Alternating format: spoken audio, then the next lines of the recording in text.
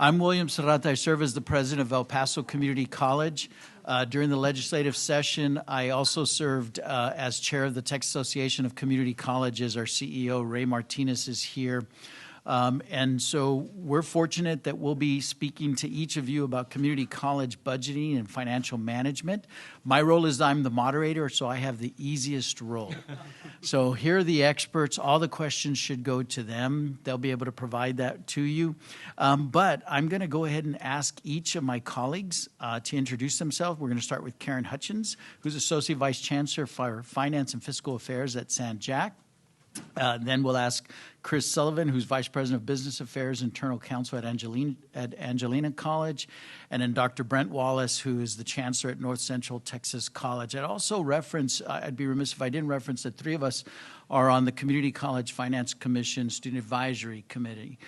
So we serve in that capacity as well, working with Commissioner Keller in ensuring that the rules, we had to go forward with emergency rules, and now we're working on rules for the next fiscal year. We've heard a lot about HB 8. We'll talk a little bit about House Bill 8 in this particular presentation as well. And then we'll be open to questions, and that's what we're really looking forward to. So I'll turn it over to Karen. Okay, thank you very much. Again, my name is Karen Hutchins. I'm the Associate Vice Chancellor of Finance at San Jacinto College.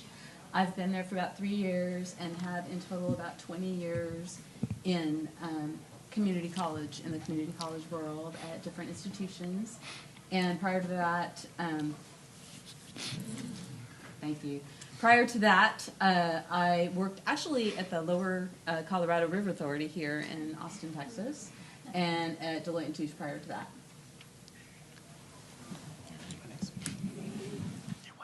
Good afternoon. My name is Chris Sullivan. I'm the Vice President of Business Affairs and General Counsel for Angelina College. I've been there just about 8 years now. Prior to that, prior to higher education, worked in industry, worked for Ford Motor Company up in Dearborn for a number of years. And prior to that, I was a practicing attorney for quite a few years. Turn it on, Brent. Brent Wallace, Chancellor, North Central Texas College. I've been in higher education for 24 years. Started out a little stint in private education and then found the light and entered into community college life and have enjoyed it. I serve also as the chair-elect for the Texas Association of Community Colleges, and we look forward to the next few months and even to a year of implementation on House Bill 8, as Dr. Serrata mentioned. I've served in several categories through the years, dean, chair. I've been in the classroom. I miss the classroom often and look forward to today's discussion, and I think that's probably all we need to know about me. Who's first? Here you go. There you go. So we're going to provide a context of finance and budgeting at the community college level. We have that presentation, and then we'll go through and respond to your questions, rather. Please, Chris. So the task was for new trustees, what should you know about financial management? What should you expect from your colleges and the presidents and financial people at those colleges? And so we thought we'd give a little bit of an overview, high level, what you might see as a trustee at each college throughout the year. So starting out, you're going to see, and the dates will vary here, but we think these are relatively close to what most colleges will experience. You'll see a financial planning period, and that will start around October, maybe a little bit earlier, maybe a little bit later. And from there, you'll start to go into your budget and development process. And so the college will develop a process. Obviously, the trustees ultimately adopt that budget for each college. And so you'll see various colleges have different approaches to that, but the budget should come to a trustee for review and then ultimately for approval. Part of that process of the budget is setting what the tuition and fee rate will be at each college. So that's another task that each trustee is responsible for, is deciding, are we going to keep tuition and fees the same? Are we going to increase it, make any other changes that might be applicable for each college? And so somewhere around the January to March timeframe, most colleges tend to take their recommendation for tuition and fees to the Board of Trustees. A little bit after that, you'll start to get your certified appraisal from the tax districts and decide what you're going to do as far as a tax rate changes, differences. Now, this one can vary quite a bit, and I know some of us get our tax rolls a little bit sooner than perhaps some of the other individuals on the panel. And so you can see there's quite a big window there from April till October. And a lot of that, again, is just going to depend on when the appraisal district can certify your tax rolls so that you can make a decision, a final decision on that tax adoption. At the end of the year, each trustee is responsible for reviewing and essentially approving the audit. And so that should be approved by December. I know there are some schools who are not able to get that done by December, and so sometimes you do see that trickle into January, but the goal really is to get the audit completed before the end of the year. And so those are sort of the big high-level items we thought that you might see as far as financial management. There we go. Some other things that trustees are responsible for are compliance and internal controls. And so I won't go through each one of these, but a list of some of the big items that trustees should be expecting to participate in and review throughout the college. And so you'll see there enterprise risk management, and so different practices that the colleges are putting into place. Again, as I mentioned, the internal audit function. Some schools have a audit subcommittee of the board to review that audit, and so you might see some of that in your day-to-day role. Compliance monitoring, procurement purchase controls. So per state law, anything over $50,000 has to go to trustees for approval, and so at a minimum, you're going to see some of those large purchases come to you. From there, each school has their own process on whether they take smaller purchases to the board, have them review them, or not. And so that's up to each school and ultimately the trustees on how they want to approach that. At your meetings, depending on how often you meet, you might see monthly or quarterly financial reports from the college just to show progress and make sure that you're attuned to what's going on as far as the college and budget to actuals for each month. Again, we've mentioned the financial and single audit. You're also responsible ultimately for the Public Finance and Investment Act, and so you'll have people on your college staff who go through training specifically to manage those investment funds or at least review the management of those investment funds for your college. And so that's a training that those individuals, such as myself, have to go through every 2 years to be able to manage those funds. But you'll see a monthly or quarterly report with what's going on with those investments. From there, there's lots of reports and reviews and audits and different things from various different agencies across the state, and so many of those will come to y'all for review or confirmation. Is it straight ahead? There we go. The budget, sort of the big thing and what we can control. And each school, as the infographic to the right said, has some sort of budget constraint, right? Some of us that are at smaller or mid-sized schools, the budgets can be tight, and that can also be true at some of the larger schools. And so ultimately what the trustees are responsible for is helping to determine where the college goes and how they use those resources that are available to them. And so we tried to lay out here around the concentric circles there the different items that you might consider as far as making those budget decisions. And so one of them that's core for most schools is remaining true to whatever the mission of that college is and not perhaps venturing too far off what that core mission is of the college. Ultimately, it's working together, whether that's across colleges or within colleges, prioritizing different competing interests, whether it's academics, staff, different programs within academics. There's always going to be, or usually going to be, more requests than there are financial resources available to each school.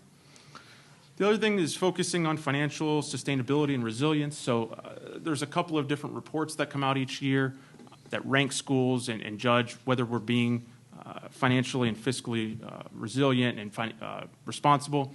Ultimately, this is a standard 2 of our accreditation with SAC-COC, and so as you go through that accreditation process, you'll see that they're going to want to take a look at whether the school is being responsible and whether it's sustainable in the way that they're operating.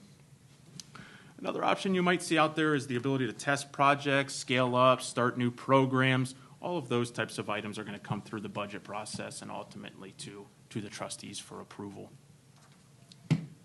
As far as the revenue side, there's really, some of us call it the 3 or 4-legged stool. There's, for most colleges, these are the 3 main or 4 main avenues of revenue that you're going to see come in.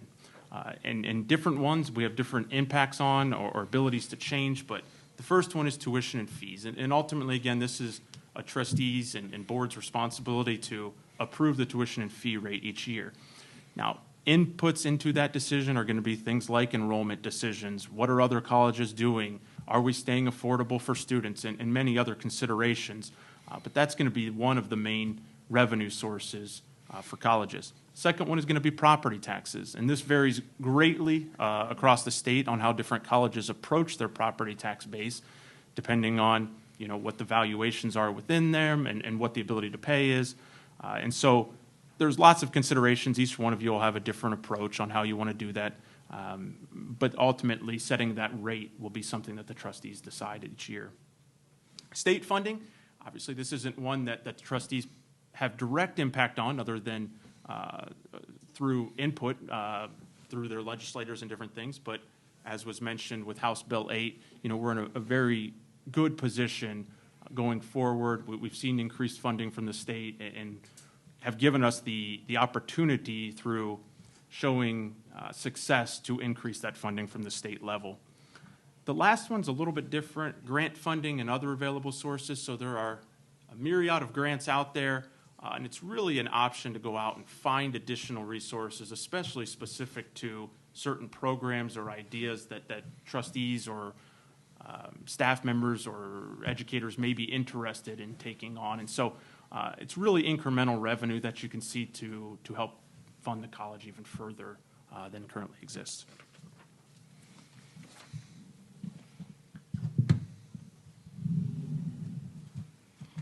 Okay, so when we look at expenses and budgeting for those, I think there's kind of a cap on the revenue that you're able to bring in, right? We have to have a balanced budget. I guess you can issue some debt for major things like capital projects and some deferred maintenance. There's maintenance tax notes that you can issue, but for the most part, we're in the business of balancing the budget, and so there is a cap on our expenses. The other thing is we're 70+% personnel and benefits, so that's a hardship to move sometimes, right? So there's, and if we're not increasing the revenues substantially, then one opportunity that a lot of institutions are very good at is reallocations. So as part of the planning process, you're reallocating or looking at reallocation opportunities, reorganization opportunities, technology. Does that enable you to reduce some personnel or reallocate personnel to other opportunities? So most institutions are starting with the expense budget from last year and increasing or decreasing, and there's a run for new funding, right? And so I think when that process can be a very good opportunity to really focus on the mission of the institution and coming together as leadership and prioritizing those new funding requests. It's important to have some internal funding on your capital renewal. All of us have capital buildings and such that need repairs, and it's important to put some money to that. Also, perhaps repairs and replacement, equipment replacement, those sorts of things. So all that has to be considered in your expense budget. Also, with the workforce today, it's important to build in compensation increases for staff. It's key. We are competing with not just other community colleges and governmental institutions. We're competing with sometimes global organizations. So it's important to focus on. Those are some of the examples of things that you want to make sure you're prioritizing in your new funding requests. I didn't move on to the, okay, thank you. Sorry, I didn't advance the slide like I should have. And now we're on to process. So most institutions have a nice process of involving department personnel in the process of looking at the budget and coming up with new funding requests. And that's really important for buy-in because it's the, first of all, you're having to make sure that your budget is aligned with your priorities, your strategic plan, et cetera, and everybody in the department should have some sort of input in that process. It's also important to have multiple reviews of especially new funding requests because you'll get everything, including the kitchen sink, in a new funding request, and it takes multiple levels to really hone in on what is the most important thing for us to focus on. You can't do everything, number one, and number two, it's important to really hone in on the things that are going to make a difference in terms of student success and those sorts of things. And then most institutions culminate with some sort of high-level prioritization with those items that have been vetted to come up with the final list of new funding requests that are going to go forward to the board. And that's important. Of course, the board is instrumental in setting the guideposts for prioritization. So you may also, along the way, be updated on your process, but that's where you have a lot of input in the priorities of the organization.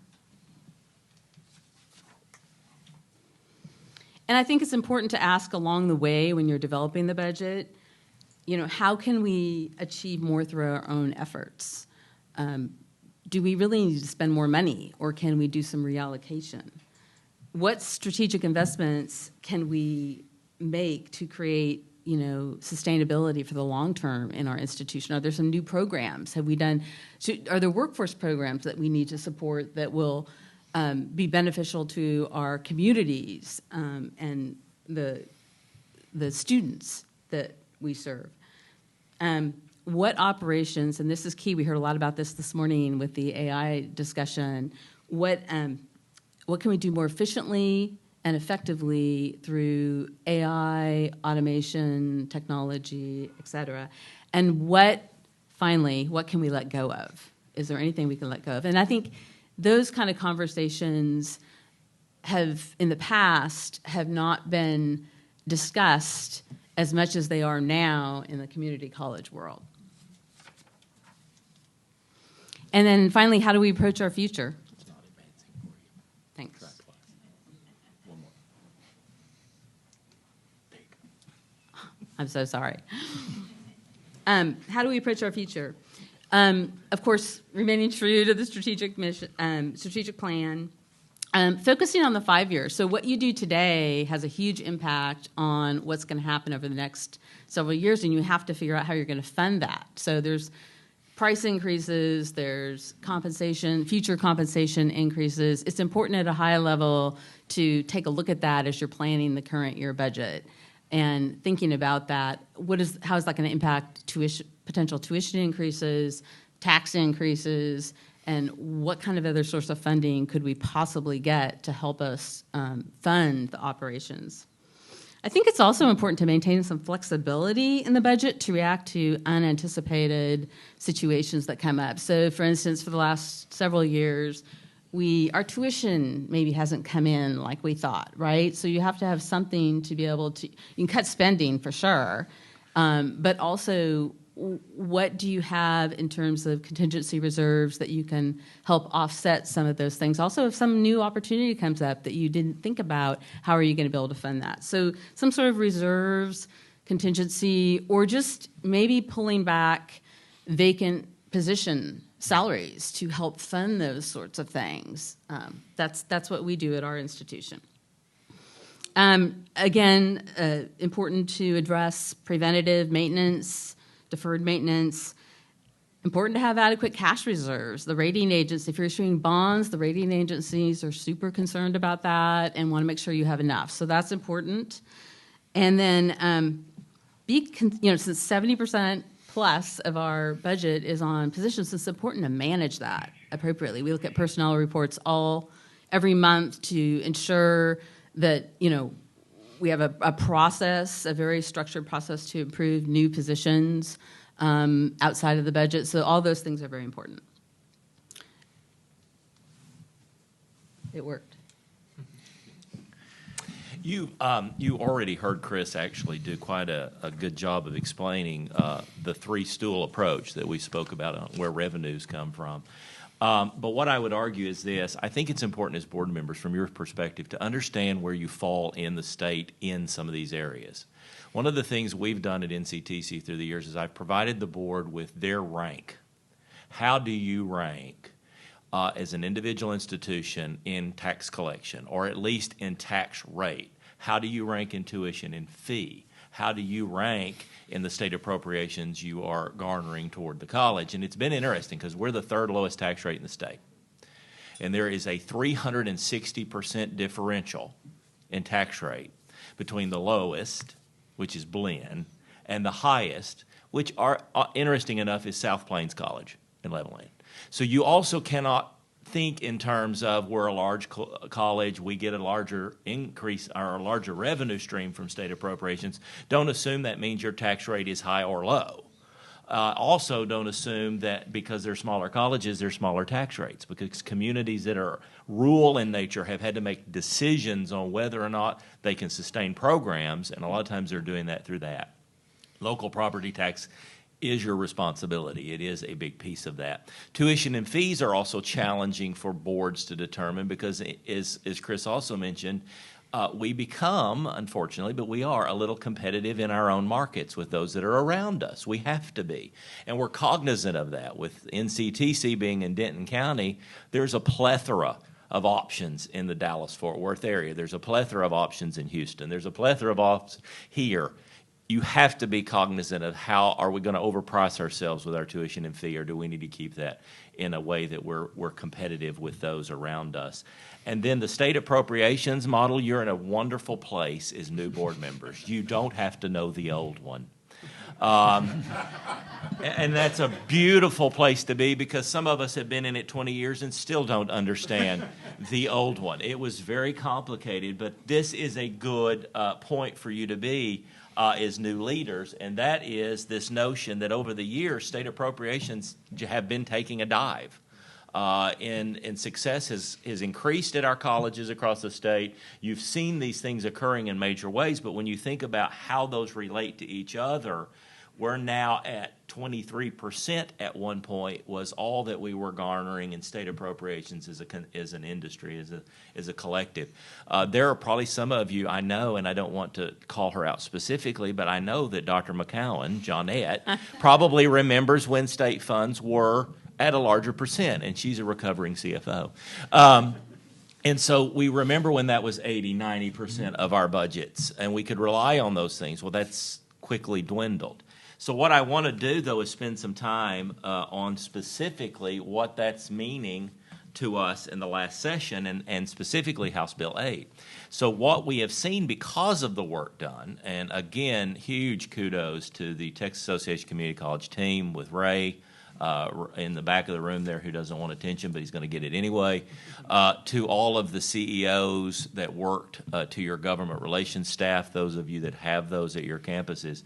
This is a marked increase in state designated funds for our work, and that is to be congratulated. And that is really important for us because we are still delivering 96% of the workforce programs in the state. We are the outcomes. We are doing that work in great ways. And so I argue that that's putting us just under the $2.4 billion of appropriations as a state for community colleges. And I think it's going to need to increase because if we do the work, the money's going to have to come there in the future. So what does that mean? Well, again, you don't have to worry about the old model, but think of it in terms of it was static. It was a bucket of money we were presented, and then you sort of argued through this thing called the Formula Advisory Committee about how we funded that and how did that go what way and what college got what, but it was a single bucket. We've moved now to a dynamic formula in which you are earning. Here's the benefit of that. We're now competing against ourselves rather than competing against each other for this static amount of dollars that was existing for years. Now we're able to say, you know what, it's all about can we get our students through those completions. So for boards, from your standpoint, be cognizant of outcomes. Look at what programs of study are producing workforce credentials, OSAs, level ones, and then look at your academic programs. Are they transferring effectively? Because that's the dynamic formula and what's going to be important for that.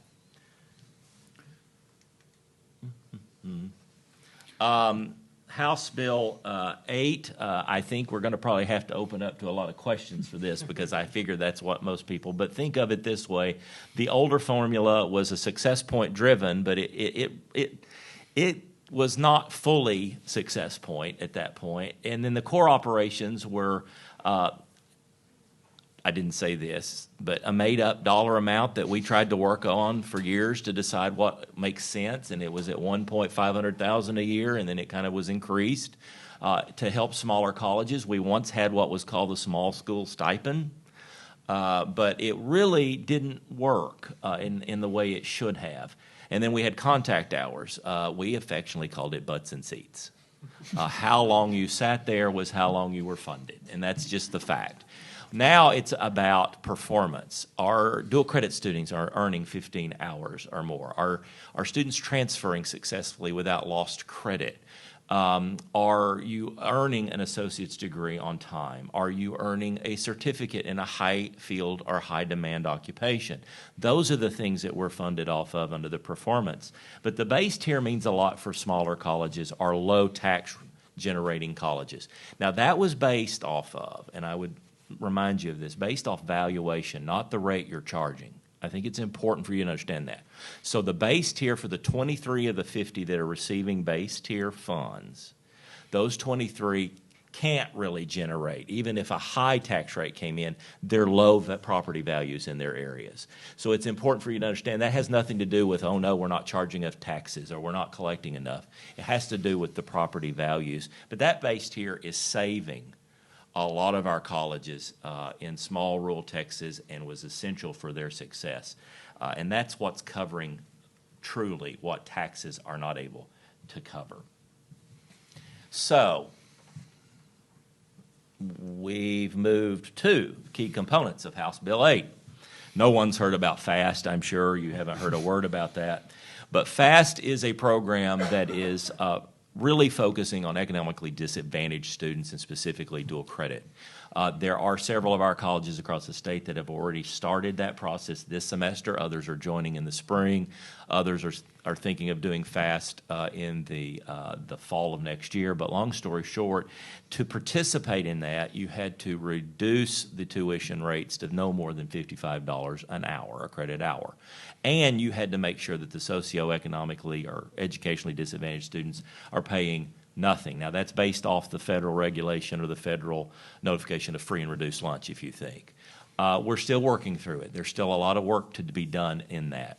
Shared services is an important part. We see that along several of our colleges. I don't know if anyone's here that belongs to TC3. TC3 is a collaborative of right now 9 colleges that share contractual negotiations for their GINZA bar, for their J1. Some of you have Banner, some of you may have Colleague. It's their system, and that's an effective example of shared service.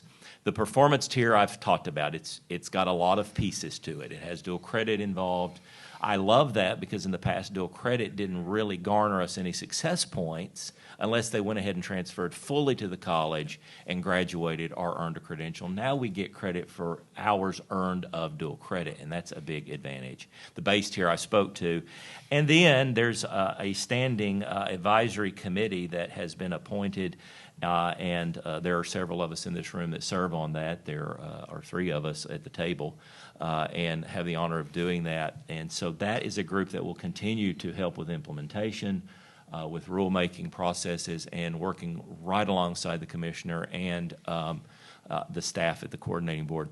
I have to say this, it's been a very, very appreciated by those of us on that committee that the commissioner attends those. I think it's important to understand that. He is there with us alongside that. It's not a committee that's ad hoc on the side and not being active and being used. Dr. Serrata chairs, is chairing their work, and we appreciate that. But those 2 things are important for you to know as board members. That is the Cliff Note version or AI version of House Bill 8, perhaps. But we are open for anything we can do from that point. Questions? Are there any questions that we can respond to for any of the members of the audience, any board members in particular on areas? Just more on how. Yeah, I mean, I think the most important part of House Bill 8 is that was the beginning. Now it's every community college's responsibility to deliver on House Bill 8. So getting the legislation, ensuring that we had all 50 in agreement, and we were able to move forward, from my perspective, was the easy part. Now we have to deliver and ensure that we're providing credentials of value, high demand credentials, successful transfer, and then dual credit with a purpose. I think that becomes the real challenge. So I know that some of my colleagues were, oh, we got House Bill 8 across the board. Now we have to deliver, and we have to continue to move that forward. I think that's really the key piece of what I would recommend to leaders, trustees, is to ensure that you're following up. We all saw significant enrollment declines during the pandemic. The first year of the pandemic, my completion rates went up. The second year of the pandemic, as I saw another decline, my completion rates came down. They're back up now, but that becomes a key piece of it. I give Commissioner Keller, as Dr. Wallace did as well, a tremendous amount of credit, because as we go forward, it is going to be your latest data or a rolling 3-year average, whichever is better for the institution on each of those respective measures. So the level of sophistication that goes into calculating each of those cells in that respective spreadsheet is pretty impressive. And again, the commissioner has ensured that they're looking at what's best for that respective institution. But we got to deliver now.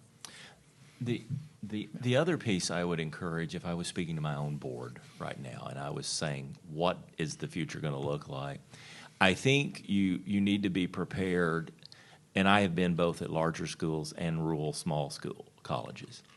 You may need to be prepared for requests for staffing things that you've not ever been requested of in the past. And you may not do that individually. Some colleges individually look at that. But what I'm saying is the reporting nature that's going to occur for your registrars, your student affair groups, those that are IR and IE, the reporting nature of the bill is a pretty heavy lift. And it is going to include continuing education, which many of us may or may not have robust reporting mechanisms for that. So as you're approached by your chancellor, president, CEO, and you see added staffing or added things for reporting and collecting data on student success, know that's going to be integral to the success of this bill, is reporting those so that you receive that funding. And that's a lot of work with the coordinating board, we know. But I already know the pains we're feeling about, okay, how many more reports are we going to be able to handle? How many more when there's already a pretty good amount? And so I encourage you to look at that, or maybe have good conversations with your CEOs about what's that piece going to look like for us in the future. Has the spreadsheets already been distributed? They have. I mean, the spreadsheets with regards to each of the respective colleges' funding have been delivered. Those were provided at the end of, right after the governor signed the legislation. So in June, those were provided. So your CEO will have, and it'll be based on the performance, every single one of those tiers, your dual credit, the economically disadvantaged students. By the way, the FAST program, I think that's key. I'll come to you right now, Mr. Glazer. But the FAST program was estimated based on 40% of students being economically disadvantaged. So 74% of my students in El Paso County are on free and reduced lunch. And so as we submitted our FAST, we chose to participate immediately.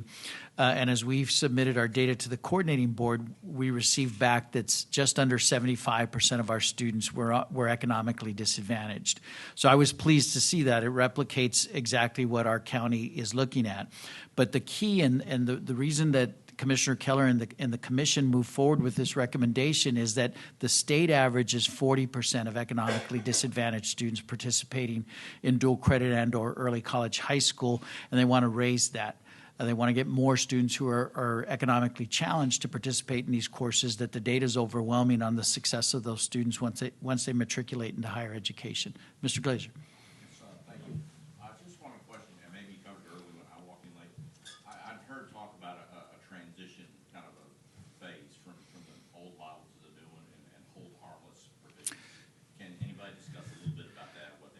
Sure, I'll start and then I'll ask Dr. Wallace to jump in. So Senator Taylor from approximately your area, Senator Taylor was instrumental as he was served on this commission, and his concern was he wanted hold harmless in the formula for one biennium. So that becomes key, and it was specific because there's been some hold harmless, in particular with school districts, and if anyone works at a school district, my apologies. But there's some hold harmless that exist in perpetuity. And so what his point was, we're transitioning. We want to make sure we don't hurt anyone initially, but everyone knows that the goal in 2 years is that you got to be performing. And so that was the context behind the hold harmless for a one biennium process. Dr. Wallace, please, if I missed anything. No, you did. There's nothing missed there. I think, and your CEOs know what those dollars are. Your CEOs have that report to know where you held harmless. We are in the thralls, though, to your second part of your question. We are being funded by this new model now. Yeah. And so that is important to know. It's very different. I'll tell you a very practical look is if you, to Chris's point earlier about monthly financial statements you may receive at your board meetings, you may see an influx of cash right now that you go, wow, we're doing great. You very well may be. But the point is, we're not a 10-pay system anymore, where 50% of the funds come on the first semester, and then there's 2 more pays. We've moved our way of paying. And that was a direct conversation with that community college advisory committee. We said, a lot of your membership dues, a lot of your big expense items are October, so let's fund that early. But don't assume that's you can that's, spend you can spend all that money immediately, because I know our board went, oh wow, look at all the cash. No, don't spend it. It's got to last a little longer, but that's a new change. But we are in the model. Fast money from what we're garnering will come in February, the first distribution of those dollars. And so that's going to be another nuance where we're reporting to our boards, what does that look like, how much were we able to garner? And then's where, to Dr. Serrato's point, we'll be able, for some of us that have always charged for dual credit, had a higher rate, we'll be able to determine at that point how is FAST affecting us financially, combining that with the outcomes itself too. How are they earning those credentials on time, et cetera. I might just comment to your point. You can learn more about House Bill 8 by looking at the coordinating board website. They have a great, fabulous website with frequently asked questions. They have the actual model there that you could take a look at. So it's been very helpful, and they keep it updated regularly. Let me circle back to the FAST funding. We're talking about deliverables and timelines, and you did allude right now to receiving the disbursement schedule for FAST money for fall in February. So at this point, we are in the rears in getting funded from fall, right? So at least we're going to have a little cash flow coming in, hopefully, in February, right? What's the disbursement schedule for the FAST money for the spring and the summer? Would it be coming in during the academic year, or it will be in the rears for the next year? And that is something that needs to be communicated, and from our CEOs to our trustees as well. Because if your CFOs counted on X dollars through FAST, and the FAST money is not coming in during the academic year, but in the rears, like the fall schedule money just came in, we need to make sure we fund our budget correctly. Yeah, I think that's a great point, Dr. Rodriguez. We have not discussed the FAST disbursement with the advisory committee, but we'll be sure to bring that up. I would imagine that we'll receive the fall in February, as Dr. Wallace had said. I would expect us to receive the spring in June, no later than June, but we'll try to ensure that we receive those within the fiscal year. I think that that's important, as you indicate. What I did in El Paso is I did not budget the FAST resources. I budgeted based on the outcomes, and so there was $2 million of FAST resources that were estimated by the coordinating board to come into El Paso Community College. It'll be closer to $3 million given the percentage of economically disadvantaged that we had, but I chose not to budget that. because I didn't want any surprises, but I certainly understand. I didn't budget as well. But coming back to your Yeah. presentation, of strategic planning and priorities, there are some capital improvements that the board would like to pursue. There are some hirings that the board would like to do. And in order to do that, the trigger is the funding Yeah. from FAST. Understood. Yeah, we'll make sure that we carry that and appreciate that input. Yeah. Yeah. Hello, Nicole. When Karen was talking about the process, she mentioned that you want to focus on things in your budget that are going to make a difference for student success. And what comes to mind when you think about the budget? Yeah. Do you want to take that? Yeah, I'll give a couple examples. So we, as an institution, felt like putting money into a customer relationship management system would be very important to support our students. And so we started off funding that with HERF funds, actually, and some other grant funds, but those are done. And so we built into the budget with the state funding, probably, carrying out that implementation.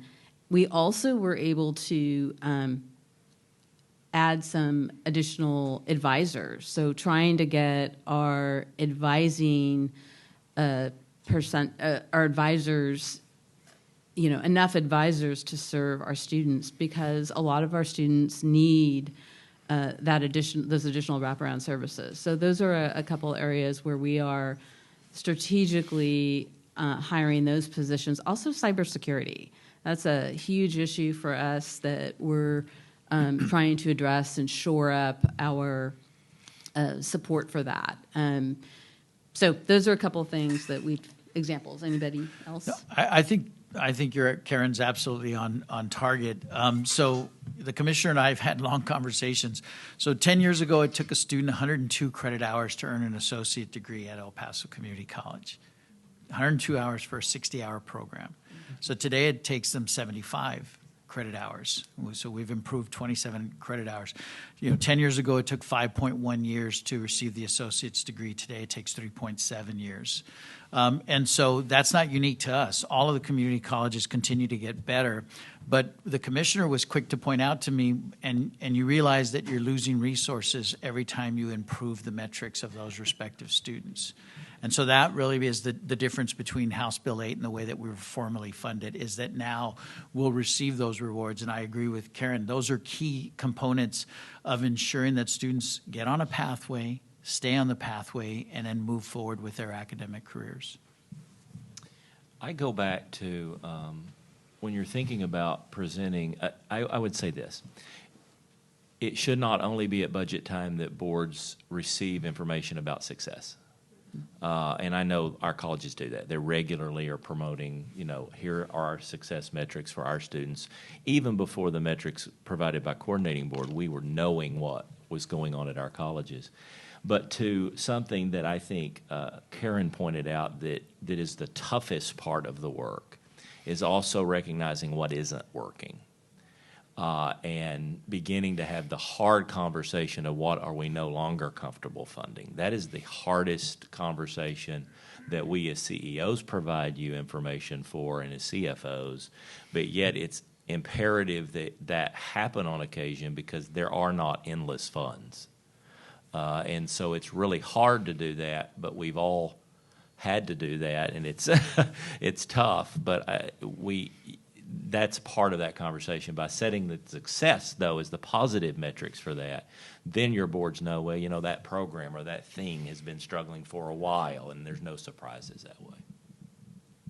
Mr. Glazer, I was please. just going to affirm that, saying new model drives that, because in the old model, when you're paid for activity doesn't matter if it's successful or not. But now, since you're paid on outcomes, there's no money in the budget for something that doesn't generate outcomes. I want to thank each of you. I want to thank our panelists who did a great job. Thank you all so much for attending. We certainly appreciate your time.